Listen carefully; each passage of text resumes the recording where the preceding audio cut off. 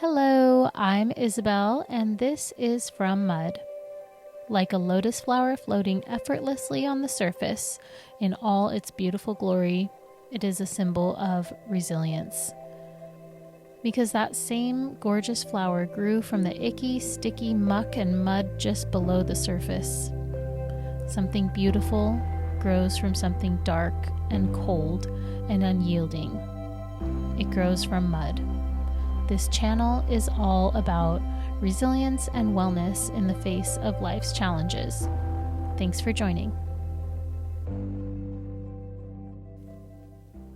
Hello, welcome back to From Mud. I'm Isabel.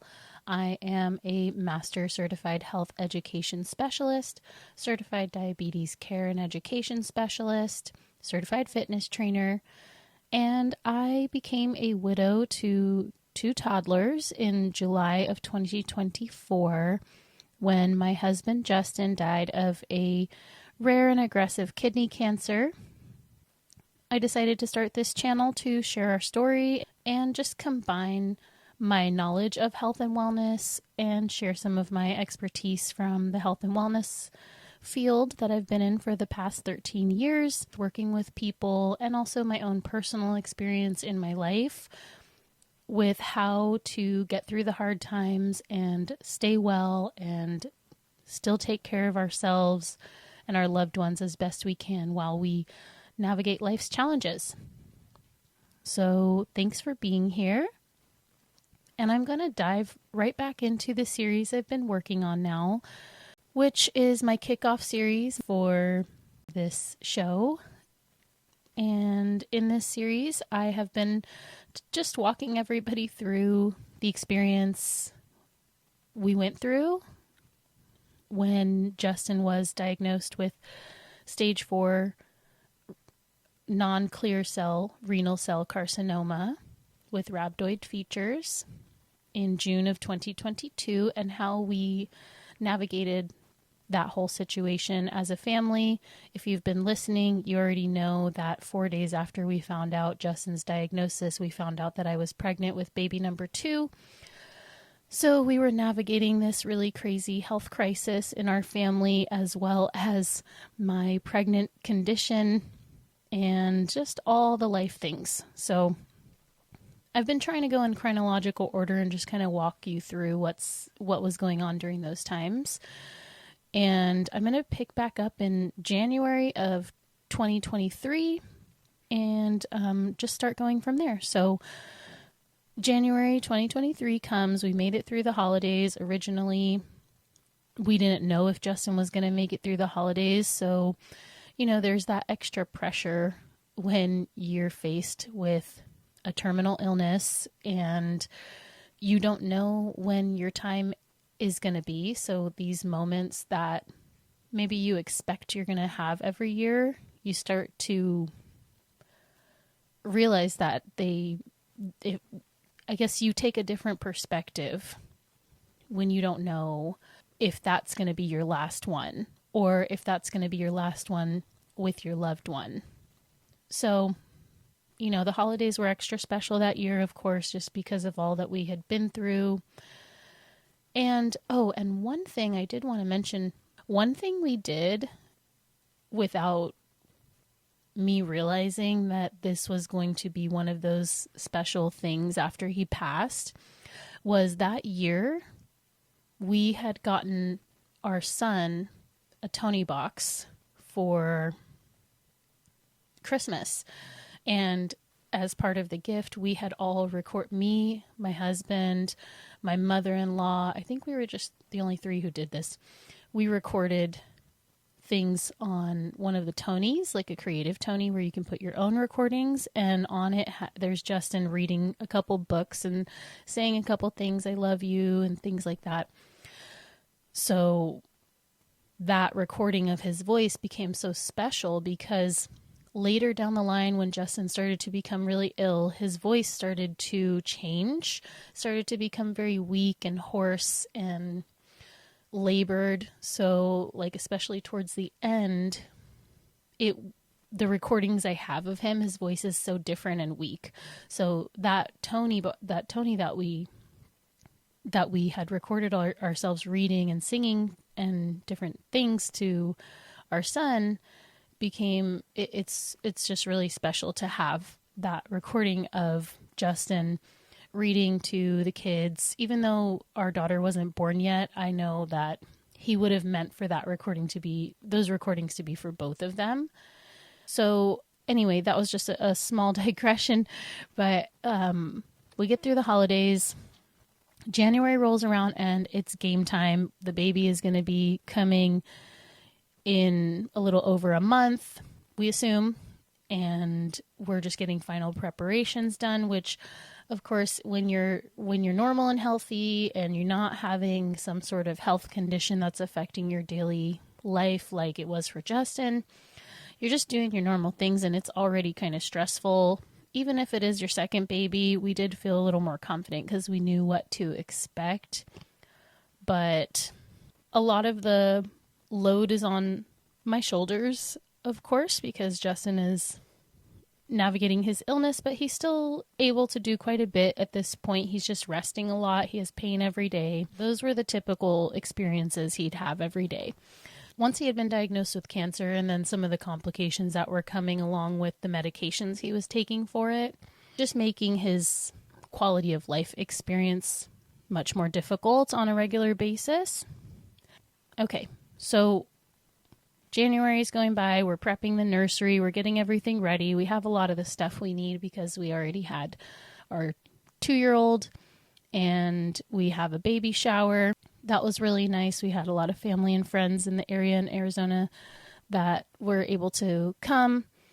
One complicating factor for me at this time, you'd hope that when something like this happens, where, a young family, one of the partners gets cancer or some other terminal or progressive illness or condition that's going to make life harder, you would hope that you could lean on your supports.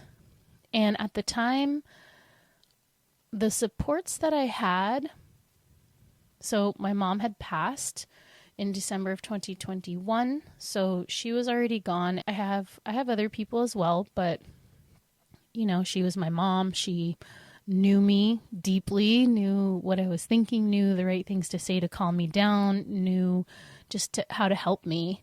So without her there, I definitely spoke out into the void a lot to her. And so I guess I still was getting support from her, but obviously more in a spiritual way because, she couldn't respond back to me in a way that I could understand or hear at the time. But I definitely recall myself saying often, "Are you seeing all this go down?" Like, I said that a lot of times. So I didn't have my mom.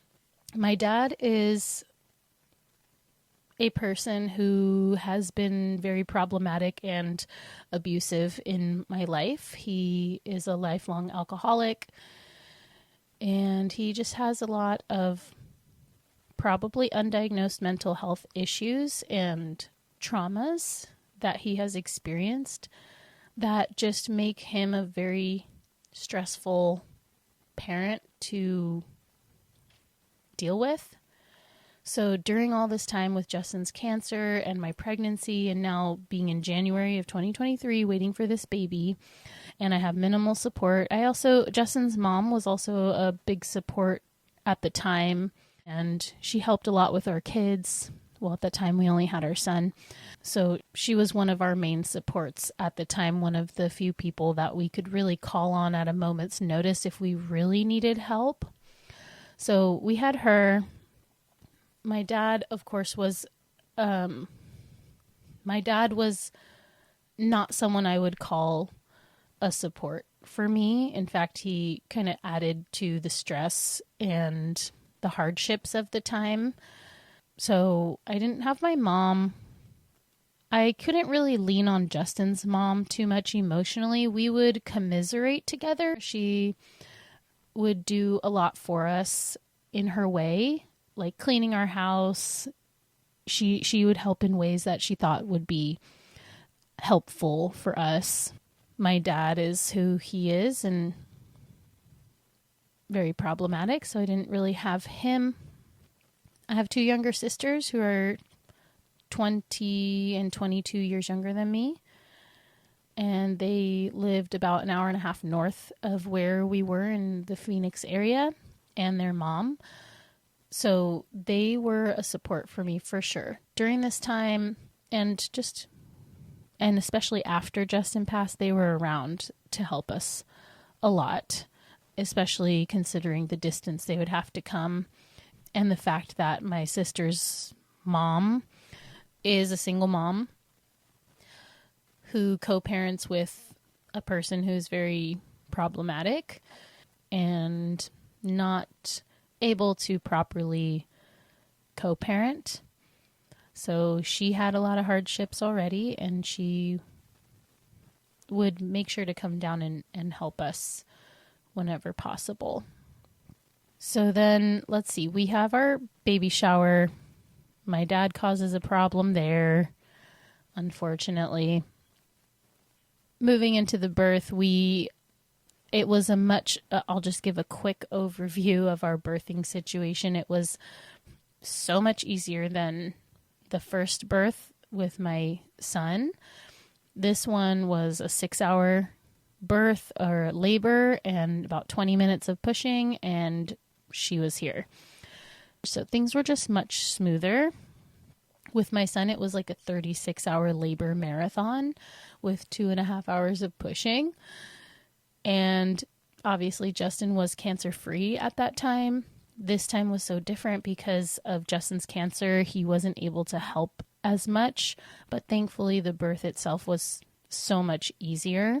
And we had a powerful little nurse who was able to flip me around when she needed to, and Justin didn't have to help, which was great. So, Justin was in pretty rough shape during that labor. He was very tired. We were actually recovering from a stomach bug that we didn't originally. We thought I was going into labor, but then I started throwing up. Then he started throwing up, and then next day he was throwing up bile, so he was recommended to go to the emergency room. So he went to the emergency room. My contractions had stopped, so we were both at the hospital. Me, literally days from giving birth, him with his stage 4 cancer and now puking bile. Thankfully, my biggest fears were not realized when we showed up to the hospital, and I thought to myself, is it possible that I'm going to go into labor and he's going to be here sick? Because we didn't know it was a stomach bug. We didn't know why he was throwing up bile. We didn't know if it was the liver rejecting his medications. So that's like another thing that you don't really think about unless you're in it. But when, like with Justin with his cancer and the medications he was on, there were so many unknowns and so many ways things could go wrong.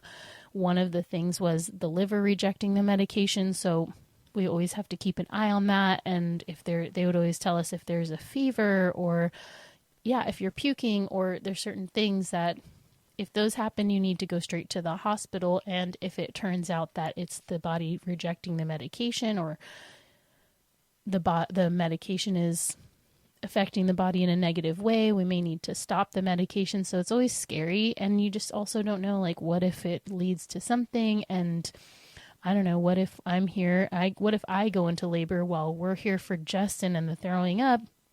Then I have to go give birth by myself. And what if worst case scenario, Justin randomly dies here? Like, these are just the thoughts that start going through one's mind, or at least were going through my mind in these situations. Thankfully, none of that happened. We went there for his stomach bug. We were able to go home pretty quickly, but unfortunately his mom also got the same stomach bug that I think my son got it from school. So then mother-in-law had the stomach bug. So she's now sick. The next day after the hospital, or maybe the day after that, I go to my OBGYN appointment. She does the membrane sweep thing, and I was already dilated and the baby was already dropped a little bit. So once she did that, I immediately started, literally that moment, started having regular contractions, which led to the eventual birth of my daughter later that day. So contractions start. We start realizing, what are we going to do about our son? Because Justin's mom was supposed to take care of him while we go give birth, or while I go give birth to our daughter. Because now grandma has the same stomach bug, and grandma has her health issues that affect her immune system as well. So things like this hit her extra hard, just like Justin. They would hit both of them extra hard. Recovery would take longer. So now we're thinking, who are we going to have watch our son while I need to go give birth very soon? So unfortunately, we had to again rely on my dad. I think this might have been...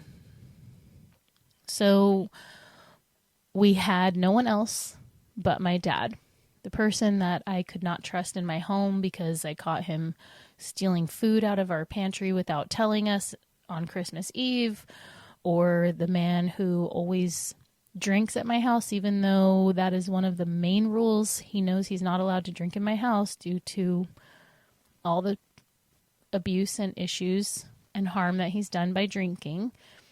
He breaks things on accident. He's very clumsy. He's gonna, you know that when he's at your house, he's gonna make a mess. He's gonna probably break something. So it's just not a comforting feeling. And again, like, all these things would be hard if cancer wasn't involved, but the cancer layer just adds that extra thing to it that makes it just extra heavy. So I didn't want to rely on my dad, but we literally had nobody else we could call on for this type of support, because who knows how long we would be at the hospital. Dad was very confident. Oh, and I don't know if I mentioned it, but he was homeless at the time. So it was just a lot. He was homeless, and my dad is the type of person who's very, in my experience, very entitled, very much believes that everyone else around him needs to take care of him, and it's all of our responsibility to take care of him. He's always trying to get things from people, use me in particular, use us, me and Justin, in our home. So it was just not ideal. I did not want to lean on my dad after the incident that had just happened a few weeks prior at my house at the baby shower, where he tried to sneak drinking wine behind my back and tell Justin not to tell me. So that same person we now have to lean on. Oh, it sucked. But that's my dad. You don't want him around, but when you really, really need him, he will be there. So that's kind of what happened. He came, he took care of our son. We went to the hospital. Again, like I said, it was pretty smooth. Justin was exhausted. It was very difficult for him, even though this birthing situation was exponentially easier compared to my previous birthing story. We get our baby girl. It's amazing. We're just loving being a family of 4. Those next few months were great. February, March, April, May, June. All of those months were kind of a nice period, all things considered. Again, when I say that, Justin was still waking up every day in pain, every day exhausted, especially the newborn phase. And I was breastfeeding, so I was breastfeeding every 3 hours at night. A lot of the time, most of the time. So Justin was always a light sleeper, so he would wake up if I was breastfeeding, or sometimes I would stay in her room and kind of fall asleep in the lounger in there so that he could sleep. But I didn't really have him doing night feeds, but still he'd wake up. So it was an exhausting period, and Justin was still having his symptoms, his pain, especially in his trunk area by his kidneys. That's where it would always kind of radiate from. But overall, it was great. That is what we prayed for, hoped for, wished for, imagined for ourselves. Me and Justin with our 2 kids, 1 boy, 1 girl. And Justin got to just do a lot of some of the things that he really wanted to. He would have definitely been doing, like he would set up the projector in the cute playroom that he had all set up for them. He put up this cloud light structure thing in the playroom and would get it all lit up with the LEDs, and it would kind of connect to the sound, so it would thunder lights to the theme that he would choose. He put the like Moana or Finding Nemo. We did those a couple times, just me and him and the kids, and just camping out in the playroom with our son. So it was a really good period for us, all things considered. And then things started to change drastically starting in July. So July 4th came and went. And again, I remember Justin, originally we were almost going to not do fireworks with the kids because a lot of times the fireworks would be late. They'd be like around 9 p.m. or so. In Phoenix, it's still extremely hot at that time of day. So it was still in the hundreds, probably at least 100 at night, even at 9 o'clock. So that was definitely a deterrent if we all want to be out there with our kids in that heat. And also it's usually way past the kids' bedtime. But essentially Justin was like, what if this is, if this is my last July 4th, I want to at least have one July 4th with my daughter.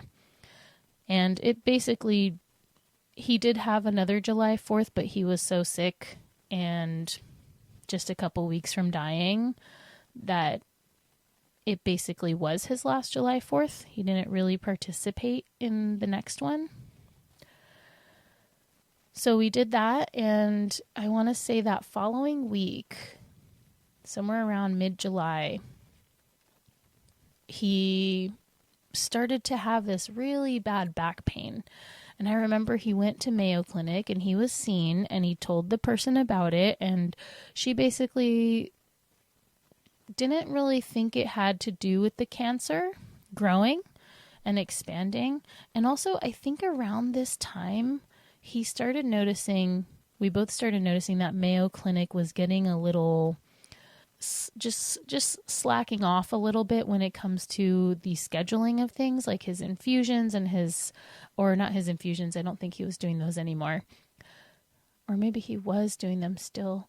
But yeah, scheduling his infusions, scheduling his imaging, scheduling appointments that he needed to have scheduled. They were kind of dropping off. And later we found out it's but his oncologist, Dr. Ho, was leaving, and I don't know what happened, if things just got confused because of that, but it seemed correlated. So he starts having that back pain. He starts really reporting it, that it's getting worse. She checks him out. I think they looked at the scans. For some reason, she was very confident that it was not the cancer that was growing. So it kind of was like, he felt like he pulled something. It was pretty painful walking into Mayo Clinic. They checked him out and she was like, okay, if it continues, that's what it was. She said, if it continues, come back in 4 weeks. Cause she was saying, if it's a disc issue or if it's this and that, it can take a long time to kind of recover from that. So give it 4 weeks and then come back if it's still a problem. I believe that's what was said. Anyway, the next few days, it's still persisting. It's really becoming a problem. He's having to hold on to a walking stick while walking, and it's just notably hurting and affecting his daily life. So we decide to go to get some acupuncture. When Justin was going through his initial depression and panic disorder issues he was having back in 2013, he tried acupuncture for depression because he was willing to try anything. He wasn't really someone who was very into like alternative healing modalities. He was pretty trusting of modern medicine. And so at the time he was just willing to try things, and he had found out or maybe I told him that acupuncture has been shown to help with depression. So he was willing to try acupuncture because he had a good experience the previous time. It actually did give him some momentary relief from the depression he was experiencing. So we decided to go for acupuncture. I drove him. We had both kids with us in the car. Dropped him off. Me and the kids made ourselves busy somewhere else while he got his treatments. When he came out, he said he felt like, I think he said it helped, maybe helped a little bit, but he wasn't noticing any extreme relief. He's glad he tried it. It wasn't anything that like changed things drastically for him. So he was a little deflated that it didn't give him some more relief. On our way home, he started to get nauseous and he was going to throw up. And I think at this point, because of the nausea and for sure the nausea, he was experiencing a lot of nausea because of the medications he was on. And we already had vomit bags everywhere at home, in the car. We had those ready anywhere at all times because it would hit Justin and then he would have to throw up. We're in the car coming home. He felt like he had to throw up. He throws up, and the motion and movement of the throwing up caused something in his back to snap. I don't know about snap for sure. I don't know if that's the right word, but he threw up and it caused his back to, I don't know what the right word is, but it either caused those fractures or led to the fractures up and down his spine. But he let out a yell. And again, I'm driving with the kids and he just screamed in the car. And we were rushing home to meet up with a potential new babysitter that we were going to be interviewing, because at that time I was getting ready to go back to work. We were realizing that Justin's not going to be well enough to take care of our daughter full time. So we were going to need to enlist more help. And the babysitter was meeting us at the house at the same time that I'm driving home, and Justin just threw his back out. What we found out later is that it was actually fractures, not just a strain. So we're on our way, and Justin now cannot walk. We get home. Again, the kids are in the car. Justin cannot get out. He is in excruciating pain. His face is winced and has not stopped being winced the entire time since the throwing up and the back situation. So he's in extreme pain. He's very sensitive. Trying to help him out of the car was horrible. The babysitter's on her way. I'm trying to just get him upstairs. So again, we were in a 2-story house. So now I have to get him up the stairs, and this whole situation with the back fractures and him having all the issues that he had is what changed my mind about ever wanting a multi-level house again. So I helped Justin up. I have his arm over my arm. I'm holding him. I'm forcing the kids to stay in the car seats while I deal with this. Moving him up the stairs with great difficulty, get him to the bed. He's in extreme pain. He tells me what meds he needs me to get for his pain. And he's just I think I probably get him ice and whatever else. Because again, we don't know the back is broken. We don't know what just went wrong. All we know is that he has extreme pain and he can barely walk. And knock, knock, knock, babysitter's here. So here we go. I go back downstairs, the babysitter's pulling up. Now I got to get the kids out of the car, and I'm trying to just meet this person for the first time and be like, hey. And this person I don't think she knew about the cancer situation yet. So she gets in, and of course it's like chaotic, and she's showing up all nice and fresh face, smile and everything. And I'm just being pulled in a million directions. So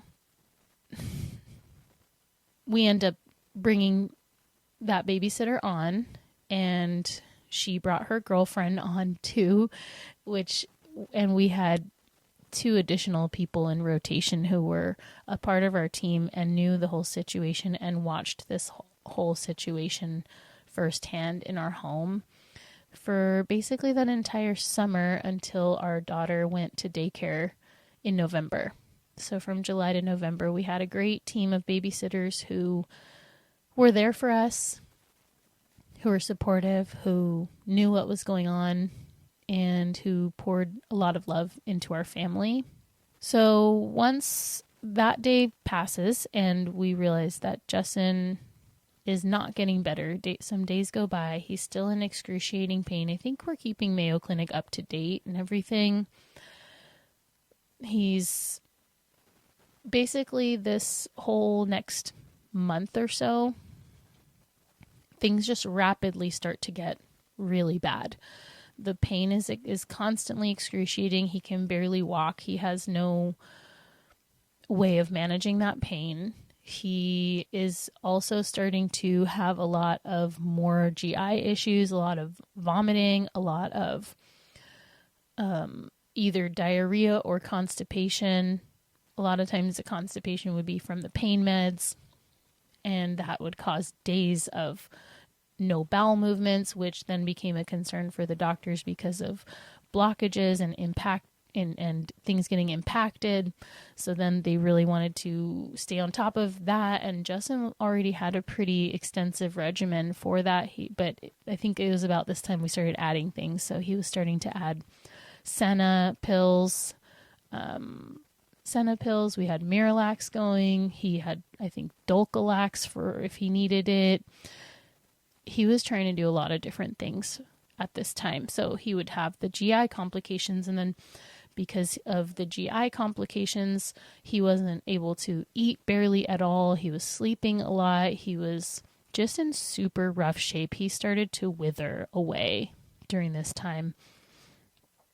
Eventually, I want to say we probably went into the local ER, and I think he came out, and I think nothing was done really, and then it kept going on. So eventually we were told to go to the Mayo Clinic ER. So we go to the Mayo Clinic ER, and I want to say that this is the point where we started to realize, like, we need to always go to the Mayo Clinic ER. There's no reason to waste our time going to the local one, because at this point it is just too extensive. He's going to need to always go to the Mayo Clinic ER, because that's when things really started to get done. It was also during this time that we kind of found out that his oncologist was leaving the Mayo Clinic, and there was a new oncologist who was going to be helping Justin.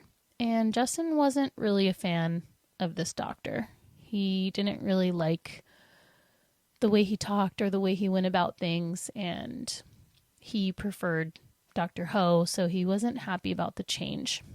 So we get to the Mayo Clinic ER, which is great because they have all the staff, all the departments, they all communicate much easier, so they're able to coordinate care a lot better for Justin at the Mayo Clinic. So we get there, they do all the possible testing, they do the CT scans, with contrast, the MRIs, X-rays, whatever they need, they do.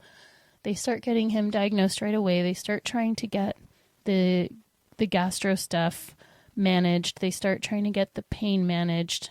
So immediately when he first checked in, he was in very, very rough shape. They checked him in immediately and then got him going immediately on all possible testing you could possibly do, infectious testing, pain, all the X-rays, all the scans, everything, getting him stable.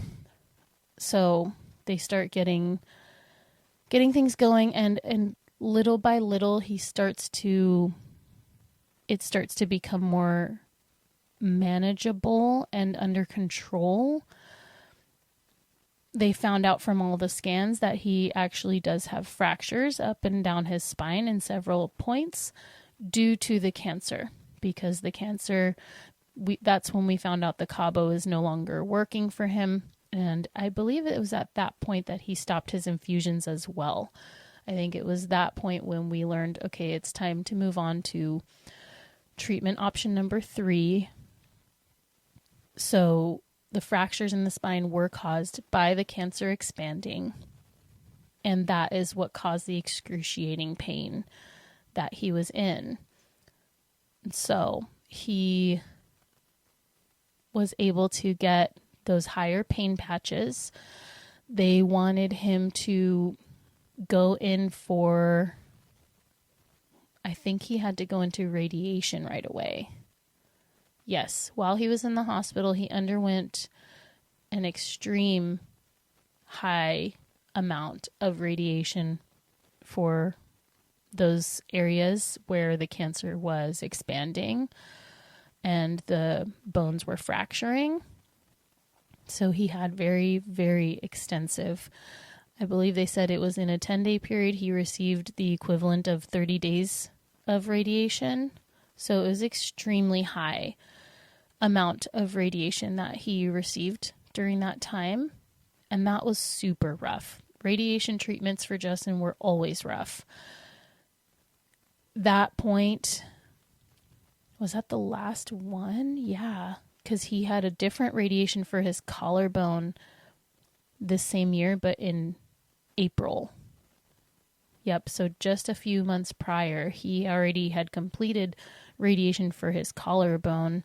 The previous year in August, he had the radiation, the initial radiation. So this August 2023 was his third, and I think that was the final radiation he received.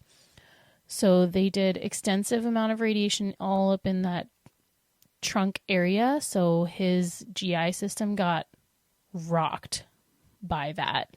He was in even rougher shape, constantly nauseous, constantly throwing up, constipation, diarrhea, all of them happening all the time. It was very difficult to manage. That's why we worked so closely with palliative care, and they were so vital to improving Justin's quality of life. They really helped manage those symptoms quite a lot.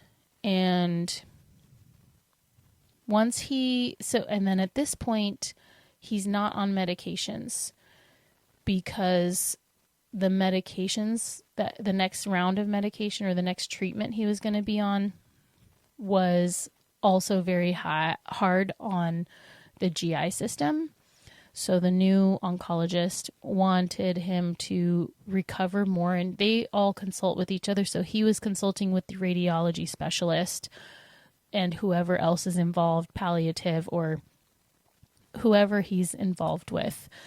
They all communicate. And I think there is like a tumor board that they all discuss the different cases. So based on his discussions with the other providers, it was determined that Justin would need to wait to be more out of the woods before starting treatment. So it took a while. He's finally starting to get out of the woods. But I will just say that whole time, that back break through his, I would say from July through November, this for me was a time of basically learning how to do everything by myself. This was my crash course into what widow life will be like, what single mom life is like, not just single mom life, but single mom and plus caring for my spouse. So I was learning a lot of lessons that I did not want to learn at this time. I had my newborn with me that I was breastfeeding, my toddler who is toddlering, my husband who can't walk up and down the stairs properly by himself, so he's mostly staying upstairs in our room, and I'm bringing him food or bringing him his portable urinal or washing it out or helping him to walk to the bathroom or stand or shower, helping him get dressed, just comforting him, being with him, bringing the kids to him so we could all lay together because he can't get up. He's tired a lot of the time as well, so the kids can't really see him as much. So it was a really difficult time. This was just such a hard time for me personally because everything was falling on me. I went back to work, and again, like the baby, and I'm breastfeeding, and then my son, and pickups and drop-offs and all the things that you're normally going to have to do, but then you add this layer of like the ongoing difficulty at home, and just learning how to suddenly do everything by myself, even though my spouse is still here, but learning how to do bedtime with both kids by myself. So, you know, I would feed my daughter, and then she'd go to sleep, and then I'd have to go do bedtime with my son. Or, you know, we had to find different ways to do things. Like sometimes my son would, one thing that they started doing was laying together. My son would go lay with my husband, and they would watch different things on, like they used to watch this Nat Geo bug show that my son loved, or whatever movie, but they would spend some time together while I was dealing with my daughter. Then I would come deal with my son. So I was just learning a lot on how to do everything by myself. All the drop-offs for school. My son was in his little soccer shots program, so I'm trying to keep up with that. And through the summer in the desert heat, it's just not a fun time to be there. You're stuck inside. You got your kids. It's just not ideal. So throw that into the mix too. I also did have a lot of support with people around us. A lot of people, neighbors, were bringing us meals, offering whatever help they could. I had one of my babysitters who was also a pastor at her church, or an aspiring pastor, and she organized a meal train for me with her church members. And that just meant so much to me, that everybody was really there for us, in the ways that they could be. Justin's cousin and my cousin also sent people to clean our house, to babysit our kids. People were sending us DoorDashes, which was great because anytime I didn't have to leave the house to get things, that was a win, because it was so hard, like by myself, and then with the newborn and with my toddler. And then if you have to leave the house with everybody, it just sucks. So you don't want to leave the house. And Justin's appetite was so precarious whenever he would get hungry for something. And if it was something very specific, it was great to have those DoorDashes or whatever, you know, cards to order food, because we could just order what he wanted right when he wanted it, and he would actually be able to eat something. So those were also extremely helpful. We had a lot of people show up for us in different ways. I think a lot of people probably felt helpless, even though they were very helpful. But I think it's just hard to watch the scene unfold. Again, with all the components, there's a newborn involved. There's an active toddler, which if anybody knows what a 2/3-year-old is like, they're crazy. And then, of course, the situation with Justin looking not good. I actually didn't know if he would be able to pull out of that, or if we would ever see him improve. At the time, I was just kind of starting to prepare myself in my mind, like, what if this leads down a road of this is the end right now? I remember I had a conversation with his brother about what would life look like if we moved to Rhode Island, whether it's with Justin or if he passes someday soon. So I had a conversation with my brother-in-law that summer. That was one of my initial outreaches regarding what my plan would be if Justin were to pass anytime soon. So that was definitely the first time I had really spoken to him about that. So Justin's recovering slowly, and we start to see things kind of turning around. We see the radiation really helping. And Justin would always be like, why can't you guys just radiate everything? Just radiate the crap out of it. I'm ready to go. And they would always tell us, you can't just radiate everything because it damages, it not damages, but it can destroy your organs, so they can only take so much. So you can't just radiate everything all the time. So you have to be strategic about it. In October of 2023, another big event happened. And then after this, we got some relief or just some improvement. So October, I want to say he did already start his medication, or he might have started it right after this event. We were home. He started to feel weird. So and Justin, again, because he was such a worrying person, he always was checking himself. So he had a blood pressure monitor. He had an oxygen, I forget what they're called, pulse oximeter, the one that goes on your finger to measure your oxygen levels, the thermometers. So he had a bunch of things he would do if he felt off. So he checked his blood pressure and it was very high. Both numbers were very high and the pulse was very high.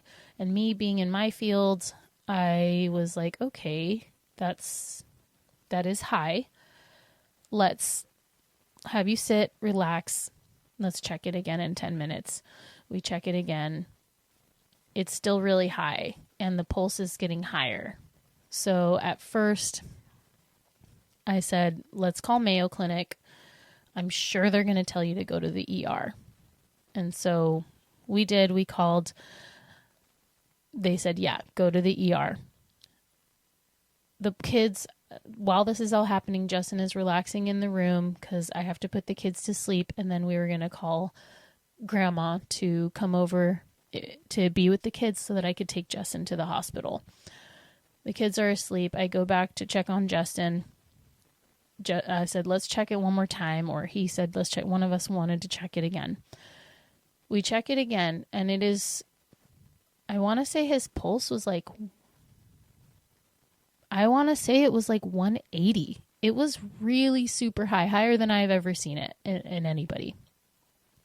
The pulse and the blood pressure were higher and not improving. And I told him, I don't even know if you should get out of bed right now. So we call 911. The firefighters come to our house. The kids are asleep down the hall. 5 or whatever firefighters all in their gear, stomping up our stairs, me trying to shush them so I don't wake up the kids, which is just ridiculous. But they come upstairs, they check Justin out, they give him a treatment right away for tachycardia, extremely high pulse. And it was like not just regular tachycardia, I forget what they call it, but it's like extreme tachycardia. That might be the word for it, extreme tachycardia, I don't know. But the extreme tachycardia, so they give him a treatment right away. He said that felt super weird, kind of scary. But it did bring his pulse down right away. His blood pressure, they gave him something to bring his blood pressure down a little bit. So they got him treated quickly in our bed, in our home. And they had to literally pick him up and carry him like a baby down the stairs because he could not walk and they did not want him to attempt to walk. And I guess that's the way they brought him down. So they carry him down, they get him to the ambulance. I follow and I'm with him at the hospital, and they found something on his heart, some sort of issue with the heart, which I'm sure was as a result of the cancer being pushed on that area, the vena cava. And if you remember from my maybe the first episode when I explained about the location of the cancer and everything, I think that was episode 2 actually. They take him to the hospital. They get everything under control. He's now on a new blood pressure med once he finally gets out of that. And that was when I think I remember he was either weighed there, or I had to give a guesstimate on his weight, or I think he did get weighed and he was around 130. And yeah, that was the point of lowest weight for him, because yeah, he used to be a 200-pound person. That's when we kind of realized, like, whoa, he's he's dropped a ton of weight. So he was almost at his weakest there. He was starting to come out of all the back stuff. He still was in it. He was still recovering. He had a walker. He had walking sticks. He had a lot of tools to help at home with his mobility at the time. Then the tachycardia thing happened. Now he's got a new heart issue that he's got to be checked out for. He had to have some sort of, I forget what the procedure was, but I think it was the cauterization or something in his heart. He had some heart issue that now started up, whether it was because of the radiation or the medications or the cancer, whatever thing it was caused this new heart issue. We get home, the next month, and then he starts the new med. And then in the next month, he starts to improve. Things start to get a little bit better for him. The pain starts to become more manageable. All the GI symptoms start to level out a little bit more to the baseline that they were at before instead of the extreme where they were for the summer. He does scans at the end of November for right around his birthday, I remember. And he just started to have more appetite. He started to thicken up a little bit. His color started to come back. He started to come back a little bit. And we were getting hopeful. Then the scans came back, and it showed that there was significant improvement in all the areas. There was a decrease in the size and spread of several areas of the cancer, the lymph. There was just improvements all around. We were so hopeful. We were so excited. Of course, Justin's not going to be fully excited. He's still going to be kind of on the pessimist side and just think like, okay, well, I don't want to celebrate too early, but this is a good sign. So like he reluctantly admitted it was a good sign. Things kept improving. December, again, like he's eating a little bit more. He's starting to crave certain foods more. He's starting to be able to have more energy to do things. At this point, because he did lose so much weight, he was so far behind and he was pretty frail, and his mobility was, that of like an older person sometimes. But it was getting better. He could do a little bit more things. He was trying to do some walking. He was trying to do things around the house whenever he could without burning himself out. But this next period was good. We had a good few months in between now and when he passed, and now being November of 2023, and then he passes in July of 2024. So I think this is a good point to stop. I'll kind of pick up on the next episode to wrap things up and just share about the last portion of Justin's life, which would be the year he died in 2024.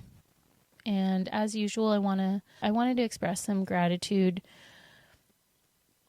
to a few people who were really there for us during these hard times and who really showed up for us and who showed up for us in different ways. One group of people is Justin's buddies from college. I'm going to call them PDA. That's their initials. You guys, I didn't get to mention this in the last episode because this was in December of 2022, but these guys Justin wasn't always good at keeping in touch with people. But one of the friends, the P in PDA, P came out the previous summer randomly, happened to be in Sedona and wanted to swing by to say hi to Justin and meet and me and for us to meet his wife. So he came out, found out about Justin's cancer, rallied the troops. He got the D and A involved, and then PDA, his college buddies, did not leave him alone after that. They made sure to support him in the ways that they could. Everybody's pretty spread out, Central California, Southern California, and New York. And they planned a guy's weekend trip in Scottsdale that previous year to all these major complications I just told you about. So this was December 2022. They all came out, even though everybody either has their own little family they're taking care of, or they are expecting, or it was just everybody from college but grown up. And they made it happen. They made a nice weekend so that Justin could hang with his boys, and they literally showed up for him in person. They showed up for him on the phone. They made sure to just inject fun and banter and basketball into Justin's daily world, which he needed so much because he didn't really have a lot of friends physically around. Our friends would also reach out to him and check in on him a lot too, but it was just nice for him to have his dudes that he could connect with and just have happy good times and be able to commiserate or share the bad times too, and that they would check in on him and they would be there for him. So PDA, I love you guys, and I'm so grateful Justin had you as a support during this whole crazy time. So yeah, them. And then also I wanted to just shout out to one of our babysitters. All of the babysitters we had were so amazing and helpful and part of our little family at the time. One of the babysitters in particular who made up the meal plan, the meal train for me, and everyone who just helped us with door dashes or house cleaning or babysitting or visiting with us or checking in on me or checking in on all of us. That rallying and support around us, my neighbors, my friends in the area, family, friends, cousin, everyone who brought us food. It was everything to me at the time, especially not having to prepare additional meals when I was dealing with everything as a single mom, basically. Not really a single mom. Justin was there, but just in terms of the workload, having to take everything onto my shoulders and navigate that and figure out what is it going to be like when it does all fall on me. So it was major learning time. It wasn't the type of learning I thought I asked for, but it was necessary, and it did give me a good idea of how things will be and how to get used to doing things on my own. So I'm thankful that I guess I could have a bit of a crash course, because we did get more good time with Justin after that. So I'm grateful for people showing up for us, being there for us. And as usual, I want to just invite you all to take a moment after you're done with this podcast and express a little gratitude, whether it is to yourself or out loud to someone or something. But this is your invitation to express gratitude. And I'll catch you all at the next one. Bye.